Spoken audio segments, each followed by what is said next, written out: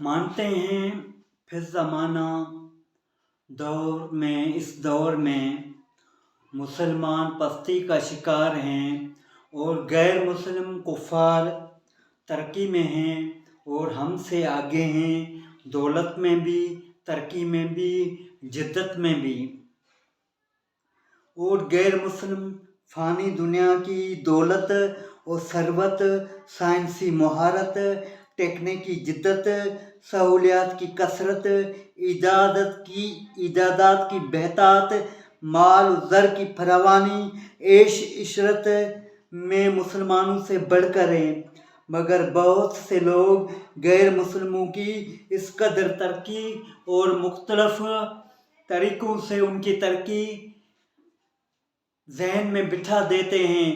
یعنی مسلمان کہتے ہیں کہ اسلام ہمیں ترقی کرنے نہیں دیتا، اسلام مسلمان ترقی میں رکاوٹ ہیں۔ ان کے لیے جواب حاضر ہے۔ اللہ پاک نے جو ترقی ان کو دی ہے وہ ان کے لیے ہے کہ وہ اس فانی دنیا کے تکلیفوں میں، یعنی اس فکر میں، اس غم میں ڈٹے رہیں، اسی کام میں ہر روز نئی ایجادات کو، اس کا مطلب ہے کہ وہ انہی باتوں میں لگے رہیں اور اللہ کی عبادت سے دور رہیں۔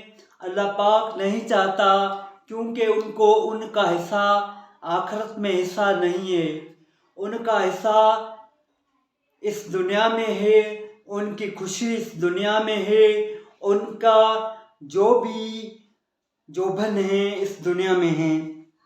اللہ پاک ہمیں زیادہ سے زیادہ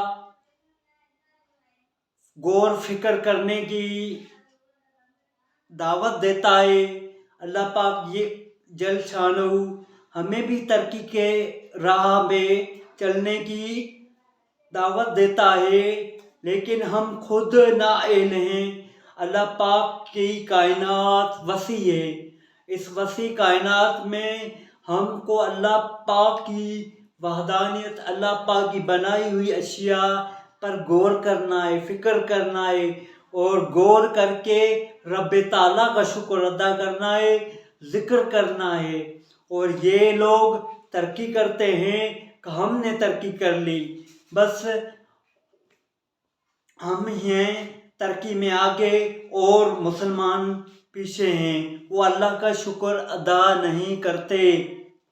اللہ پاک ہمیں خوب ترقی کرنے کی توفیق نصیب فرمائے، اپنی عبادات میں لگے رہنے کی توفیق نصیب فرمائے۔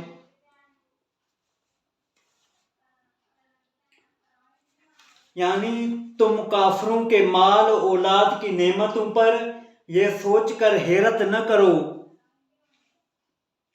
یہ حیرت کی بات نہیں کہ یہ مال میں بھی زور ہیں، یہ ترقی میں بھی زور ہیں، اس پر آپ تعجب نہ کھاؤ، ان کا آخرت میں کوئی حصہ نہیں ہے، یہ اللہ کی بارگاہ میں مردود ہیں۔ انہیں اتنا مال کیوں ملا؟ بات یہ ہے کہ ایمان سے محروم لوگ آخرت میں تو ویسے ہی راحت و آرام سے محروم رہیں گے، جبکہ دنیا میں بھی اللہ تعالیٰ نے مال و دولت کے حصول و حفاظت کی فکر ان کی دل میں ڈال دی ہے، اور ان کا راحت و آرام، چین و سکون ختم ہے، اور وہ محنت سے جمع کر کے کھانے پینے اور دیگر دنیا جہاں کے بکھیڑے سدھارنے میں پریشانیوں کا سامنا کریں، پھر اسی باتوں میں یہ لگے رہیں تاکہ یہ اللہ کے قدرت کے پاس ہی نہ جائیں۔ یہ اللہ پاک کی بارگاہ سے تڑے ہوئے لوگ ہیں اور ان کے لیے شدید عذاب ہے، پھر مشقت سے اس کی حفاظت کریں اور حسرت سے چھوڑ کر مر جائیں گے۔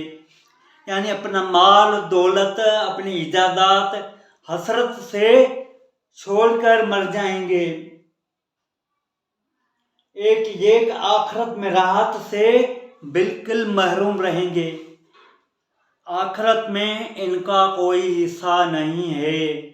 अल्लाह पाक हमें गौर फिक्र करने की दावत देता है। अल्लाह पाक ने जो भी कायनात बनाई है उसमें हमको ये दावत अल्लाह पाक देता है कि मेरी बनाई हुई अशिया पर आप गौर फिक्र करो।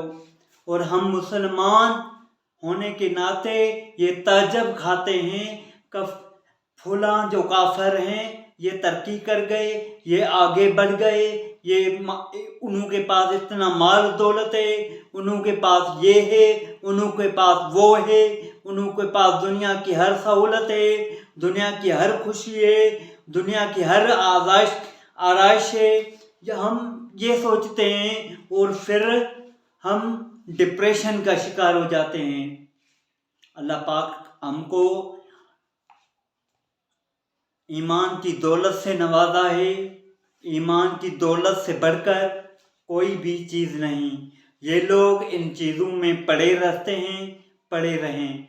रोज़ कोई न कोई इजादात करते रहते हैं। इनके पास माल है, वो इसी गम में हैं कि माल कहाँ रखें, चोरी हो जाए न हो जाए, डाका न डाला जाए, क्या न हो जाए। और मुसलमान पहले भी, आज नहीं, नबवी दौर का जायज़ा लें। गुर्बत तब भी थी, गुर्बत आज भी है।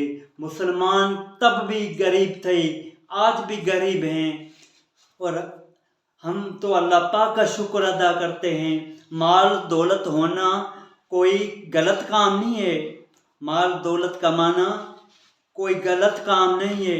माल दौलत अगर हिलाल तरीके से कमाएं तो वो भी इबादत है। अल्लाह पाक हमें मुसलमानों को ये सोच समझ नसीब फरमाए कि हम इन ख्याली दुनियाओं से निकलकर आगे की सोचें। अल्लाह पाक हमें खूब अता फरमाएगा और ये इजादात करते रहेंगे, मुसलमान इनका फ़ायदा उठाते रहेंगे। अल्लाह पाक हमें अपना शुक्र अदा करने की तौफीक नसीब फरमाए, इल्म के साथ अमल की तौफीक नसीब फरमाए, गौर के साथ फिक्र करने की और तौफीक नसीब फरमाए।